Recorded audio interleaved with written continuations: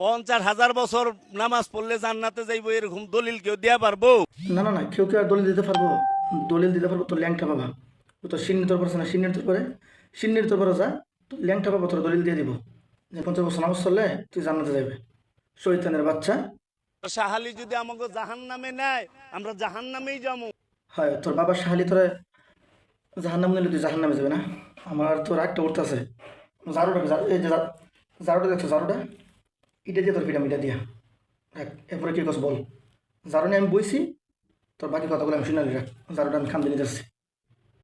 আপনারা আল্লাহর গোলামি করে জান্নাতে যান, আমরা যাবো না, আমরা শাহালির লগে থাকবো। আল্লাহর গোলামি তোর দরকার নাই, তোর শাহালির গোলামি করবে না। শাহালি গোলামি করলে তো তুই এখানে মাজার সিন্নি খেতে রস, মাজার ভাই সিন্নি খেতে রস, গাঞ্জা খেতে রস, মদ খেতে রস।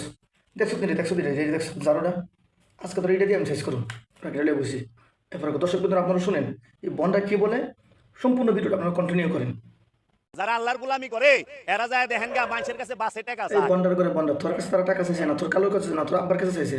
হ্যাঁ ক, তোর কাছে টাকা চাইছে? তুই কোনোদিন টাকা দিস? মুসলিম মাত্র সবাই টাকা দিস? তুই তো সিন্নি খাবে লেগে মাজারও দিনের পর দিন ফেরে থাকস, মানুষের লিল্লা সুদকে খাবে লেগে মাজারও ফেরে থাকস। তো মাজারও থাকলে তোর টাকাগুলো কেমন নাই? এই বন্ডার করে বন্ডা, তুই তো মাজারও থাকস, মাজারও থেকে একা সারাদিন, তোর টাকাগুলো তুই কোথেকে আসে? হ্যাঁ আজি জান্নাতে যাইবো না, পবিত্র নব জান্নাতে যাইবো। দেখছি না ভাই কি বলে, নামাজে জান্নাতে যাইতো না, তোর মতো বন্ডরা কি জান্নাতে যাইবো? তোর মতো বন্ডা আলেম, থোবা থোবা। এটা তো আলেম করলে আমার গুণ হইব। সে নাকি নামাজ পড়ে, নামাজি বেলে জান্নাতে যেত না। এর মতো বন্ড সিন্নিপুর যেটি আছে এটি নাকি বেলে জান্নাতে যাবো। চিন্তা করছেন ভাই? উসিলা ছাড়া কোনো কিছু বিশ্বাস করি না। আমরা চামু বাবা শাহালির কাছে, শাহালি আমাকে উসিলা, বাবা শাহালি যদি আমরা জাহান্নামে নেয়, তোর আমরা জাহান্নামেই শাহালি যাবো। বাবার কাছে চা। এই তোর শাহালি বাবা ল্যাংটা বাবা গীতা দিবস কি আসা না আছে, তো সব দেখাই যা। বন্ডার করে বন্ডা, চিন্তা করে দেখেন, সে আল্লাহর কাছে না আছে বলে সে বাবা শাহালির কাছে চাইব।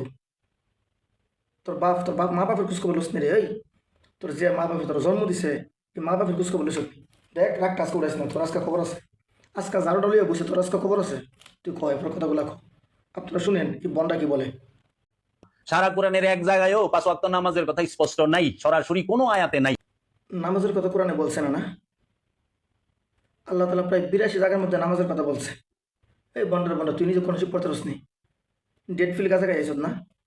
এই তুই কয়টা কিতাব পড়ছ? আল্লাহ তো নামাজের কথা বলছে কোরআনের মধ্যে, হাদিসের মধ্যে রাসূল বলে গেছে কীভাবে নামাজ পড়তে হয়। তাহলে তুই মানলাম তুই কোরআন মানস, 5 ওয়াক্ত নামাজের কথা নাই, তুই নামাজ পড়ছ না?